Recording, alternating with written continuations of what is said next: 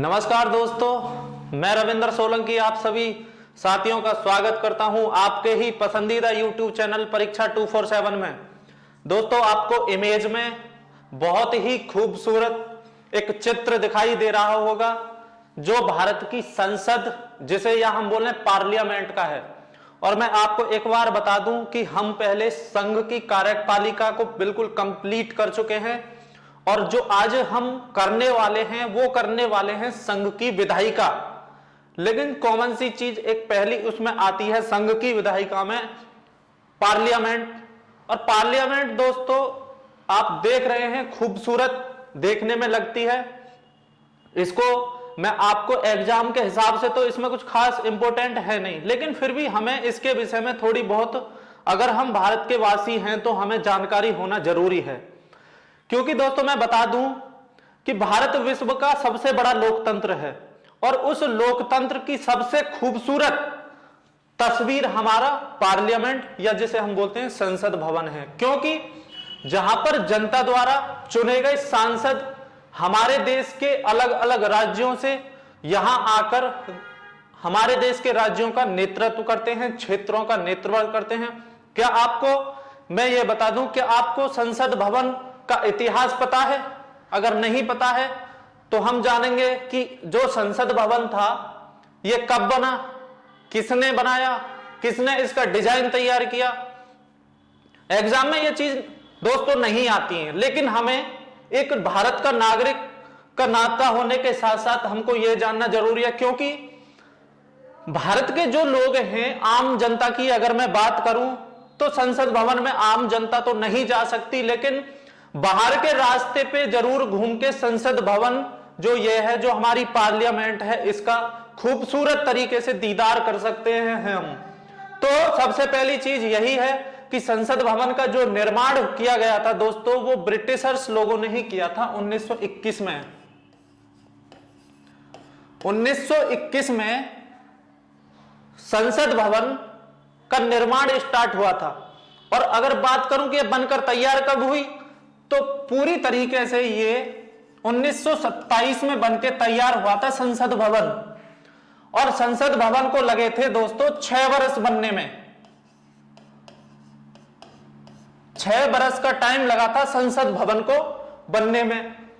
और अगर मैं बात करूं कि जो इसका डिजाइन है, जो आप संसद भवन की इमेज देख रहे हैं, इतनी खूबसूरत इमेज, कि इसका जो ये डिजाइन है ये किसने तैयार किया था, तो एडविन के लुटियन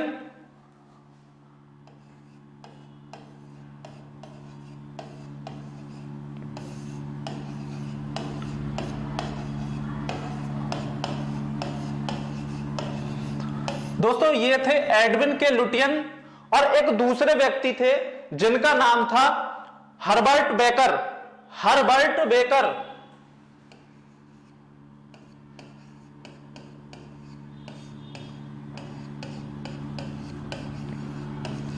एग्जाम में ये कभी पूछा नहीं गया है। अगर कभी कभी पूछा गया कि संसद का जो डिजाइन है वो किसने तैयार किया था, तो एक बार जरूर आया था, जो कि क्वेश्चन में ये था कि एडविन के लुटियन दे रखा था आपको आंसर में वहां पे।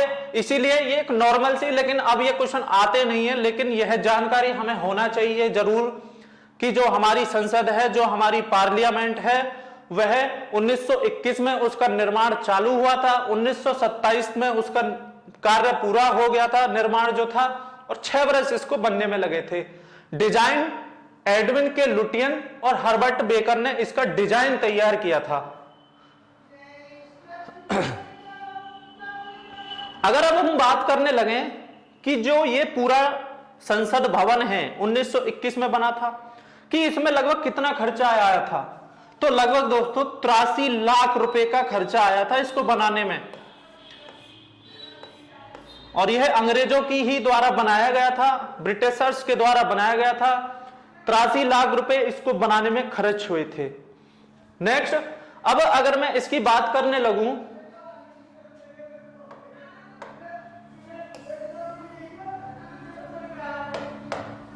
ये सारी चीज कॉमन सी हैं जिनकी हम बात कर रहे हैं।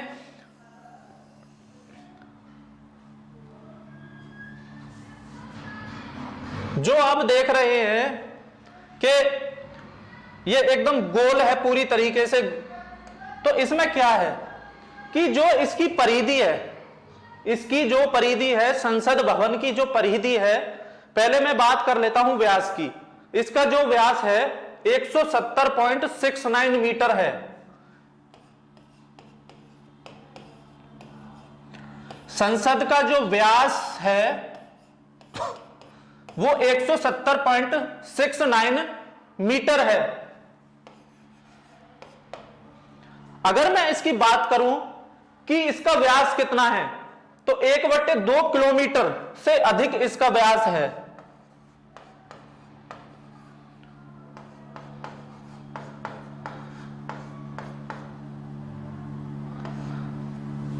दोस्तों ये कॉमन सी चीजें जाननी जरूरी हैं अगर हम भारत के वासी हैं, क्योंकि संसद एक ऐसा महत्वपूर्ण हमारा स्थान है जहां हम अलग अलग राज्यों से हमारे आम जनता के लोग हम सांसद चुनकर कहां भेजते हैं, पार्लियामेंट में, अपने राज्यों की जानकारी के लिए। देश के अलग अलग राज्यों से चुनकर सांसद यहां पर आते हैं।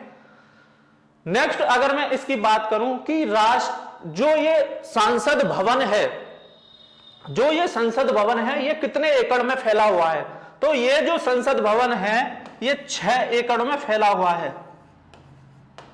6 एकड़ में यह फैला हुआ है। और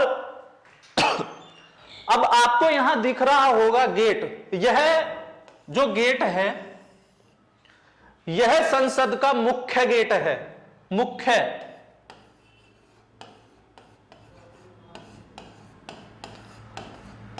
यह संसद का मुख्य गेट है तथा इस मुख्य गेट के अलावा इसमें 12 दरवाजे लगे हैं। 12 दरवाजे आप देखेंगे तो इसमें 12 दरवाजे लगे हैं। अलग से 12 दरवाजे और हैं, एक मुख्य गेट है और अलग से 12 दरवाजे।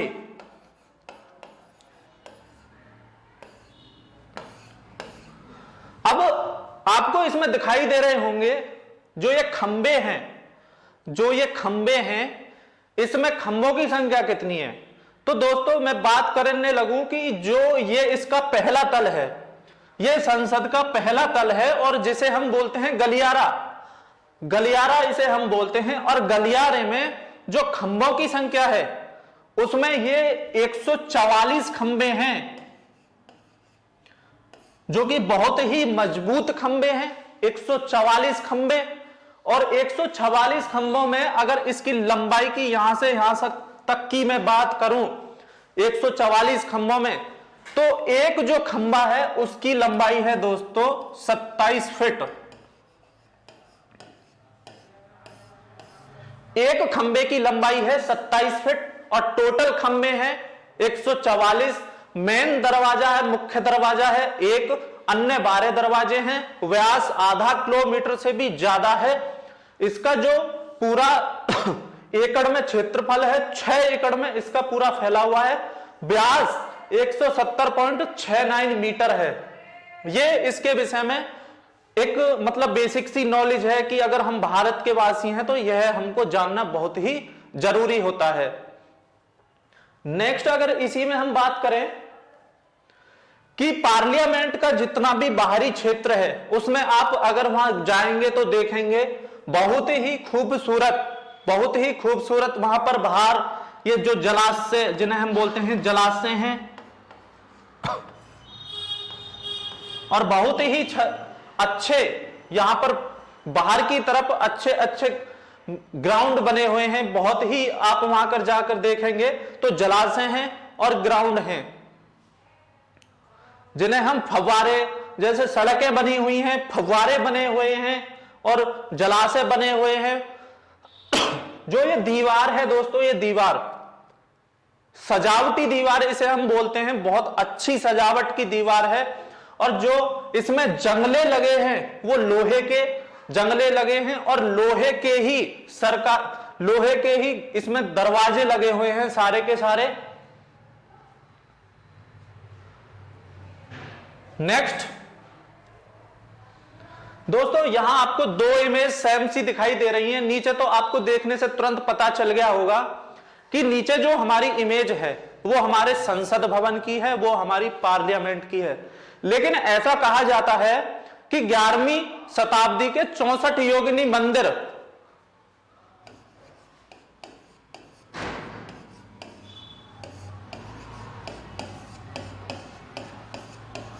जो ऊपर आपको दिख रहा है, यह है 11वीं शताब्दी का 64 योगिनी मंदिर। नीचे हमारी संसद है, ऊपर हमारा क्या है, 64 योगिनी मंदिर, जो कि 11वीं शताब्दी का है।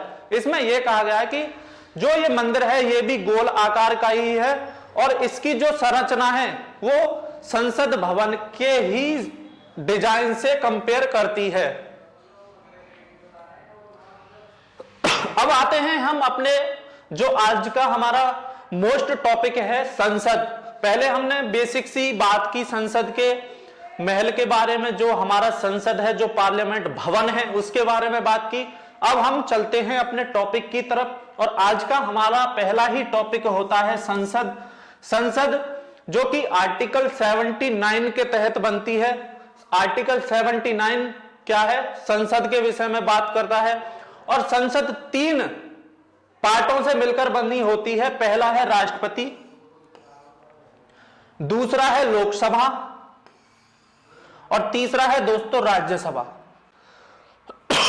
अगर हम राष्ट्रपति की बात करें तो आर्टिकल 52 से और आर्टिकल 62 तक कंटिन्यू हम पहले ही राष्ट्रपति को पहली ही क्लासों में हम पढ़ चुके हैं।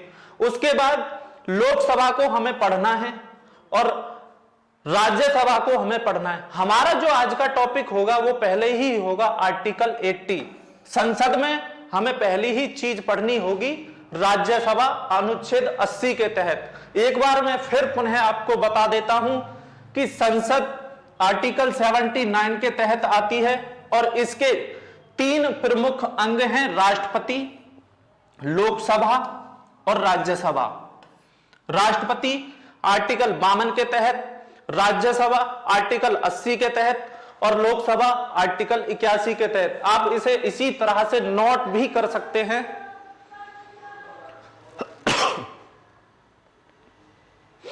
यहां एक चीज मैं और बता देता हूं कि राष्ट्रपति, लोकसभा और राज्यसभा, यदि इन तीनों में से कोई एक भी हट गया तो दोस्तों संसद कंप्लीट नहीं होती। अगर कोई बिल चलता है तो वह पास नहीं होगा। जैसे सपोज करो, मैं आपको एक एग्जांपल दूं, कोई गाड़ी है, अगर गाड़ी में 4 पहिए हैं, एक पहिए को निकाल दीजिए आप तो गाड़ी का चलना मुश्किल है। इसी तरह से राज्यसभा, लोकसभा, राष्ट्रपति में से कोई अगर एक नहीं हो तो संसद का चलना बहुत ही मुश्किल होता है। इसलिए संसद का चलना नहीं बल्कि कंप्लीट नहीं मानी जाती संसद। आज का जो हमारा टॉपिक है उसे हम करेंगे राज्यसभा। पहला ही हमारा टॉपिक होता है राज्यसभा।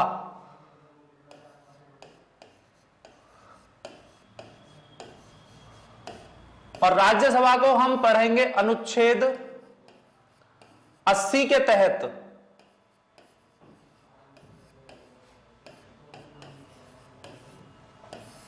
अनुच्छेद 80 में हमारी आती है राज्यसभा। मैंने आपको यह बताया था कि हम पहले संघ की कार्यपालिका कंप्लीट कर चुके हैं। संघ की कार्यपालिका दोस्तों हमने आर्टिकल 52 से 78 तक कंप्लीट की थी और अब हम बात कर रहे हैं संघ की विधायिका की। अगर विधायिका की बात करें, संघ की विधायिका में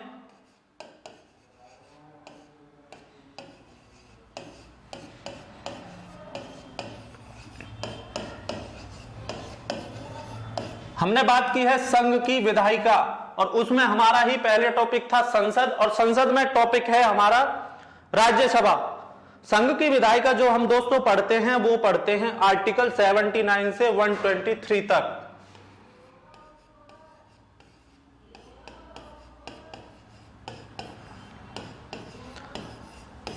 अनुच्छेद 79 से 123 तक हमें पढ़नी होती है संघ की विधायिका और संघ की विधायिका में हमारा पहला ही टॉपिक है राज्यसभा, जो कि अनुच्छेद 80 के तहत आती है। साथ ही साथ नोट डाउन करते रहिएगा।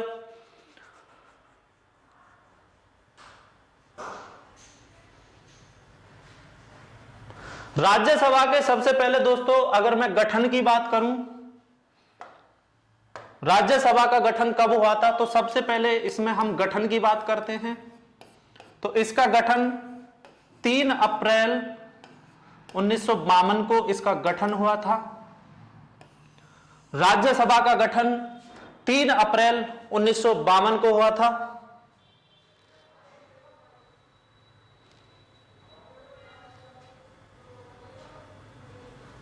इसका नेक्स्ट पॉइंट यह होता है कि जो राज्यसभा है, जो दोस्तों राज्यसभा है,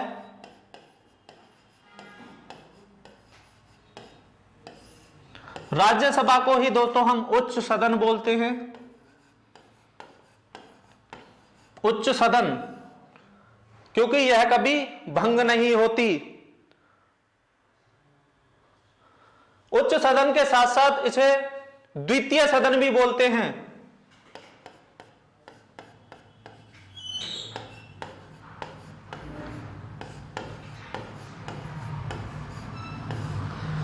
उच्च सदन के साथ इसे बोलते हैं दोस्तों द्वितीय सदन।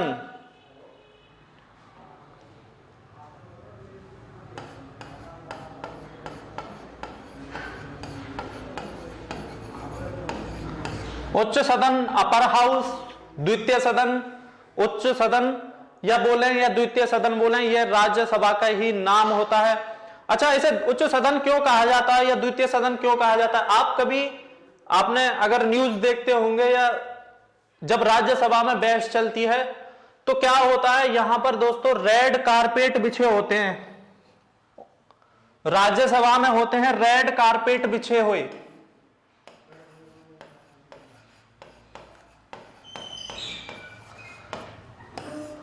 एग्जाम के हिसाब से कोई महत्वपूर्ण नहीं है, लेकिन बता दूं कि राज्यसभा में होते हैं रेड कारपेट बिछे हुए, और लोकसभा की अगर मैं यहां बात करूं तो उसमें होते हैं ग्रीन कारपेट।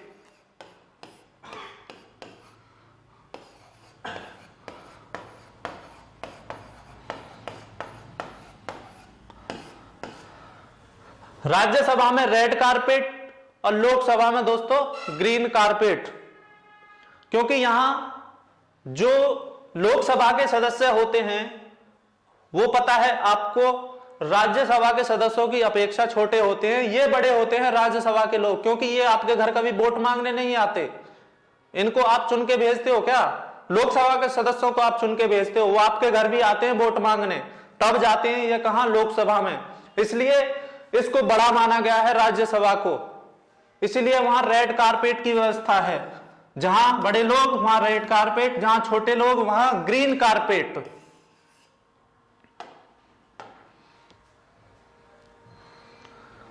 अगर मैं राज्यसभा के सदस्यों की बात करूं तो अधिकतम जो है 250, राज्यसभा के सदस्यों की संख्या अधिकतम 250 होती है।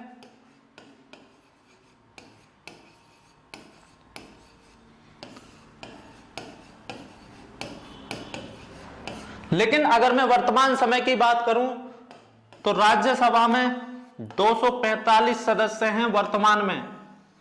245 सदस्य वर्तमान में।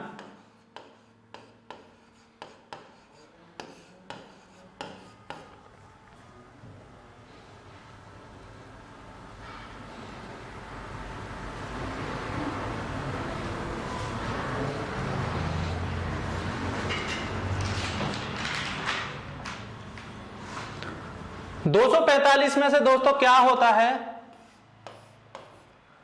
245 में जो 12 सदस्य होते हैं वो मनोनीत किए जाते हैं। किसके द्वारा? राष्ट्रपति के द्वारा। 245 में से 12 सदस्य को मनोनीत किए जाते हैं राष्ट्रपति द्वारा, और 233 इलेक्टेड होते हैं।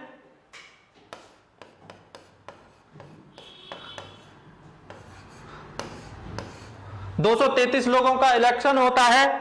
तो दोस्तों क्या होता है कि इसमें एक चीज यहां पर समझने वाली बात है कि 31 अक्टूबर 2019 को लेह, जिसे लेह लद्दाख बोलें, और जम्मू कश्मीर 2 केंद्र शासित प्रदेश बने थे। लेकिन क्या है कि जो यहां पे ये समझेंगे, पहले आप इसे यहां से नोट डाउन कीजिए कि वर्तमान समय में 245 सदस्य हैं, 12 सदस्य मनोनीत किए जाते हैं राष्ट्रपति के द्वारा, और इलेक्शन होता है 233 सदस्यों का।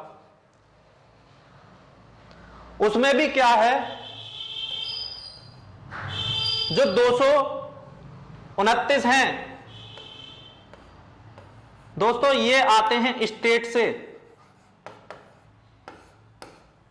229 स्टेट से, और जो 4 लोग हैं 4 सीटों पे वो आते हैं केंद्र शासित प्रदेशों से। कौन कौन से केंद्र शासित प्रदेशों की अगर मैं बात करूं तो इसमें आते हैं दिल्ली और पांडिचेरी।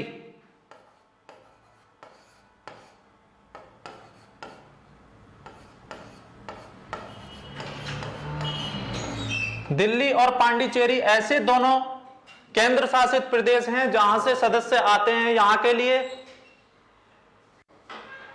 233 इलेक्टेड हुए, 229 स्टेटों से, 4 केंद्र शासित प्रदेशों से, यूटी राज्यों से। अब हम बात करेंगे कि जो राष्ट्रपति द्वारा 12 सदस्य दोस्तों यहां पे जो ये मनोनीत किए जाते हैं वो कौन कौन से लोग होते हैं, जो ये 12 सदस्य होते हैं वो कौन कौन से होते हैं। पहला मैं बात करूं तो पहला होता है वो कला के क्षेत्र से होते हैं। कला का मतलब यहां पे आर्ट से नहीं है, कला अभिनेता हो सकते हैं, इस तरह के जो कला के संबंध में। दूसरा विज्ञान के संबंध में, विज्ञान। तीसरा है सामाजिक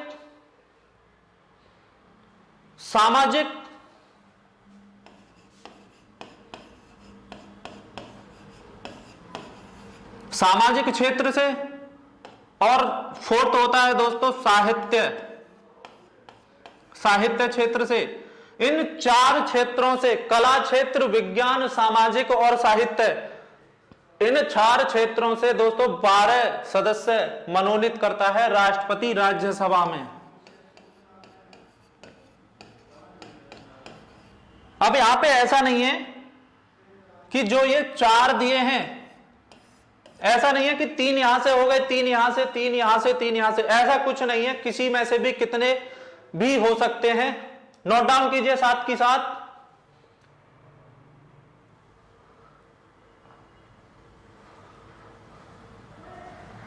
अब हम बात करते हैं कि राज्यसभा के जो सदस्यों का कार्यकाल होता है वो कितने वर्ष होता है। तो राज्यसभा के जो सदस्यों का कार्यकाल होता है दोस्तों वो 6 वर्ष होता है, 6 वर्ष।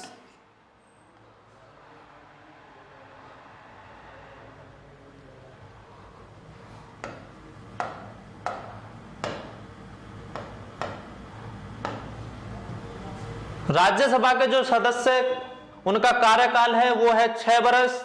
नेक्स्ट क्या है कि राज्यसभा दोस्तों मैंने पहले ही बताया कि कभी वह भंग नहीं होती, इसलिए प्रत्येक 2 वर्ष में उसके 1/3 सदस्य सेवानिवृत्त होते हैं।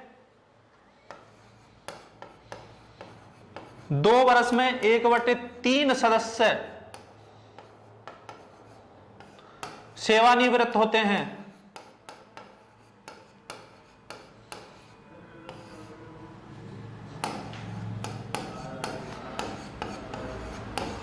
क्योंकि राज्यसभा कभी भंग नहीं होती। इसमें एक इंपोर्टेंट आर्टिकल की हम बात करेंगे। वैसे राज्यसभा 80 में ही हमको पढ़नी होती है, लेकिन आपको हम यहां साथ की साथ बता देंगे।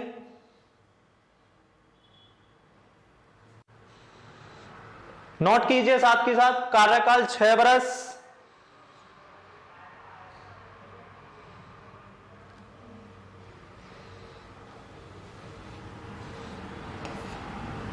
यहां दूसरी चीज यह है दोस्तों, जो राज्यसभा के जो सदस्य होते हैं उनकी न्यूनतम जो आयु है वह 30 वर्ष होती है।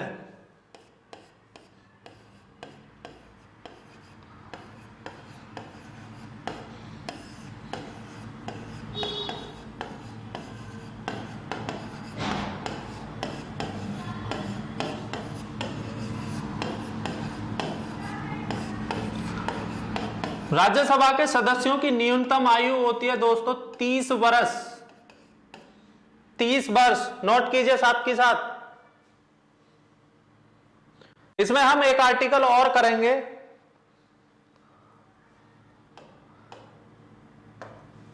अनुच्छेद 89। इसमें क्या है कि जो राज्यसभा है उसमें क्या दिया गया है कि राज्यसभा के अंतर्गत एक सभापति या एक उपसभापति होगा। सभापति या उपसभापति होगा।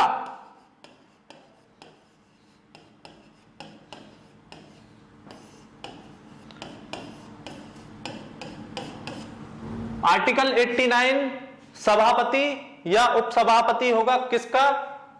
राज्यसभा का।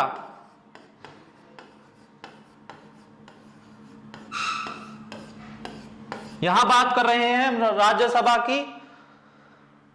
दोस्तों अगर उपसभापति की बात जैसे मैं करूं कि यदि सभापति नहीं है, मैंने आपको उपराष्ट्रपति में बताया था जब पढ़ाया था कि जो सभापति होता है वही क्या होता है? जो सभापति होता है वह कौन होता है? उपराष्ट्रपति होता है।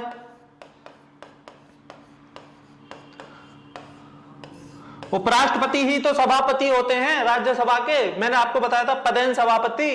तो आर्टिकल 89 में हमको यही तो पढ़ना है कि सभापति या उपसभापति होगा।